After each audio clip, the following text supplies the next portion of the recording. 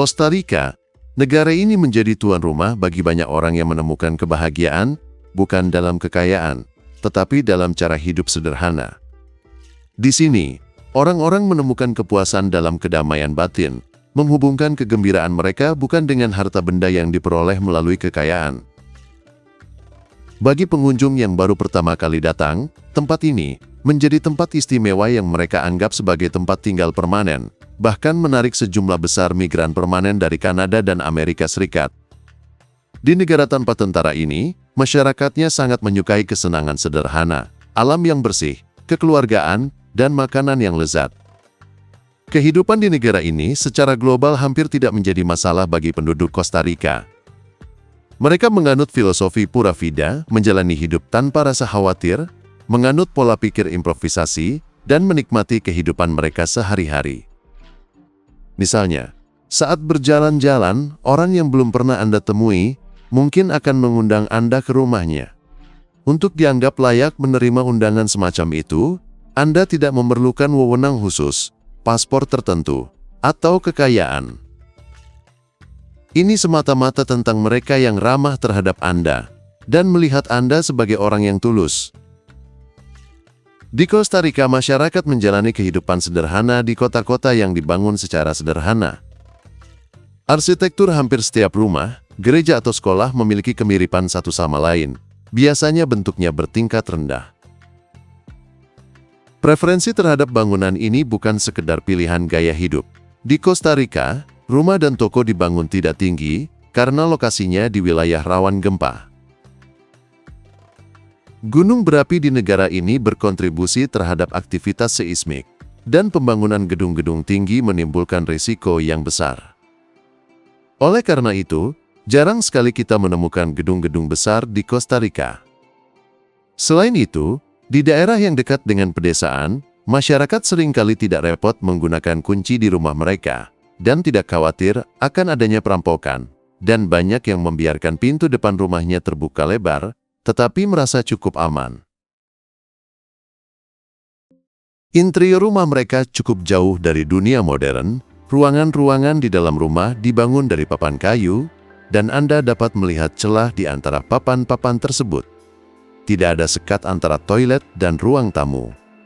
Pada dasarnya, rumah standar di sana menyerupai rumah desa manapun di dunia. Masyarakat menikmati kopi di rumah mereka, dan memuaskan rasa lapar mereka dengan makanan pokok seperti nasi dan kacang-kacangan. Dalam kehidupan perkotaan, masyarakat memasang pagar besi di balkon dan pintu rumah mereka untuk mencegah perampokan dan kejahatan. Anda mungkin mengamati bahwa jendela dan pintu tempat usaha juga ditutupi dengan jeruji besi.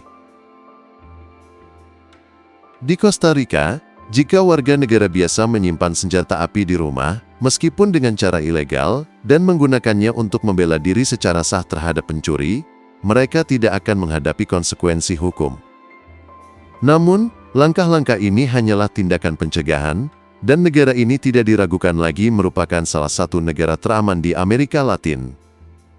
Misalnya saja, dalam peringkat 135 negara, dengan tingkat kejahatan tertinggi, pada tahun 2023, Kosta Rika berada di posisi ke-39.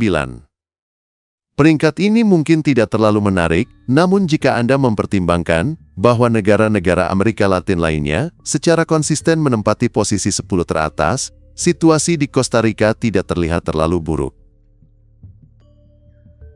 Berdasarkan data ini, terdapat 54 kejahatan per 100.000 orang di negara ini, dan hal ini tampaknya tidak mengkhawatirkan.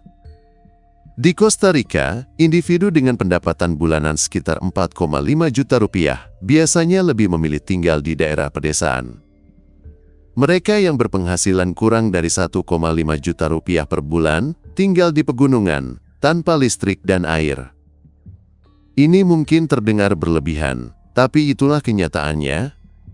Dengan populasi lebih dari 5 juta jiwa saat ini, lebih dari 100.000 orang di negara ini tinggal di pegunungan dan hutan tanpa listrik dan air. Salah satu tantangan utama yang terkait dengan negara ini adalah toleransi Anda terhadap alam. Misalnya, Jika Anda memilih untuk tinggal di rumah tersendiri, lingkungan sekitar Anda mungkin dipenuhi laba-laba atau reptil, bahkan sudut-sudut dan colokan listrik rumah pun kerap ditutupi sarang laba-laba. Jika Anda tidak menyukai makhluk kecil, ide untuk tinggal di pedesaan Costa Rica harus dipertimbangkan kembali, dan menetap di apartemen di ibu kota, San Jose, mungkin lebih cocok. Meskipun lalu lintas di ibu kota, San Jose, relatif lebih tenang dibandingkan negara-negara di Timur Tengah dan Asia Selatan, dan orang yang datang dari Eropa akan menganggap lalu lintas di Costa Rica sangat buruk. Beberapa penduduk setempat dapat mengemudi seolah-olah mereka berada di dalam mobil balap. Selain itu, bahkan di ibu kotanya, Anda dapat menemui jalan berlubang. Jika kamu kurang mahir dalam mengemudi, kemungkinan terjadinya kecelakaan di lalu lintas Costa Rica cukup tinggi. Di luar ibu kotanya, berkendaraan di daerah pedesaan bisa menjadi sebuah cobaan berat. Penting untuk diketahui bahwa jalan di negara ini memiliki kualitas yang sangat buruk dan memerlukan perbaikan menyeluruh. Beberapa warga di negara tersebut menyatakan bahwa meskipun ada bantuan dari negara-negara maju untuk meningkatkan infrastruktur dan memperbaiki berbagai layanan, tetapi pemerintah belum memberikan bantuan. Menurut mereka, para politisi di negara ini melakukan korupsi, memanfaatkan sumber daya yang dialokasikan untuk kepentingan pribadi. Mereka mengeluhkan pekerjaan dan konstruksi jalan yang sedang dilakukan di beberapa wilayah tertentu selama lebih dari 10 tahun, dan tampaknya tidak pernah selesai. Karena itu masyarakat menghubungkannya dengan korupsi dan kesalahan yang dilakukan oleh para politisi. Selain itu, jika Anda masuk ke restoran lokal di ibu kota Costa Rica, Anda akan merasa restoran tersebut memiliki suasana yang lebih unik daripada restoran korporat. Sebelum memesan adalah penting untuk menanyakan menu dan memeriksa harganya. Beberapa tempat mungkin mengejutkan Anda dengan tagihan yang sangat tinggi setelah makan. Misalnya, makan untuk 2 orang bisa dikenakan harga Rp750.000, angka yang mungkin cukup mengejutkan dibandingkan dengan pengalaman bersantap fantastik yang bisa Anda dapatkan dengan jumlah yang sama di Amerika Serikat atau Eropa. Jika Anda berpikir untuk mengunjungi Costa Rica dan ingin makan dengan harga terjangkau, seperti Kolombia dan Meksiko, di sini ada pedagang kaki lima. Melihat mereka menjual makanan yang biasa dikonsumsi, namun mereka cenderung menggoreng dan merendamnya dalam minyak. Oleh karena itu, saat menikmati jajanan kaki lima di sana, Anda tidak bisa mengharapkan makanan yang higienis dan sehat. Hotel-hotel di Costa Rica umumnya beroperasi dengan konsep resort. Biaya menginap di hotel bersih di kawasan hijau akan dikenakan biaya sekitar Rp750.000 per malam. Di hotel ini, Anda dapat menikmati kolam renang atau tempat tidur gantung, menjelajahi alam hijau yang belum pernah Anda lihat sebelumnya, atau bersepeda di area sekitar dengan menyewa sepeda. Dalam hal ini, layanan yang ditawarkan di Costa Rica mengingatkan kita pada Pulau Bali di Indonesia, dan Anda mungkin merasa seperti berada di Bali. Ada kebenaran mengenai menetap di sana yang perlu diakui, bahwa banyak pria Eropa dan Amerika yang pergi ke Costa Rica setelah usia 50 tahun, yang kebanyakan menjalin hubungan dengan wanita muda Costa Rica yang ingin memperbaiki hidup mereka. Generasi muda di Costa Rica mendambakan standar hidup yang lebih tinggi, dan kunci utama mereka adalah meninggalkan negara tersebut dan pindah ke negara yang lebih maju, dengan cara menjalin hubungan dengan orang Amerika.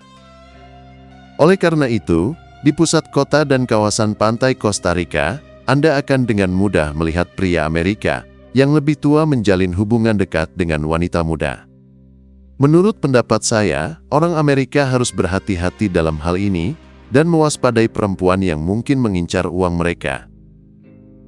Selain itu, di Costa Rica, pisang dan buah-buahan tropis lainnya tidak hanya dikonsumsi, tetapi juga digunakan dalam berbagai masakan. Ketika masyarakat bosan dengan makanan seperti itu, mereka pergi ke tepi sungai dan danau untuk memancing, baik dari tepian atau dari perahu. Costa Rica terletak di selatan dan utara laut, menjadikan konsumsi ikan lazim di negara tersebut. Mungkin ini adalah salah satu alasan orang-orang ini dapat menjalani hidup sehat hingga usia 80 tahun lebih, karena seringnya mereka mengonsumsi ikan dan memanfaatkan sayuran secara alami. Tapi bagaimana orang-orang ini bisa bahagia meski negaranya kekurangan uang? Alasan paling penting untuk hal ini tidak diragukan lagi adalah lokasi geografis mereka yang menguntungkan dan tanah yang subur. Misalnya, betapapun miskinnya sebuah keluarga, mereka dapat pergi ke pantai dan menghirup udara laut.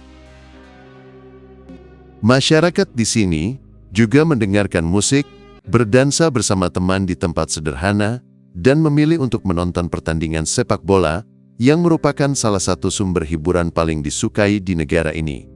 Selain itu, karena iklim yang mendukung dan tanah yang sangat subur, masyarakat dapat dengan mudah bercocok tanam dalam jumlah besar, sehingga tidak ada masalah kelaparan di negara ini.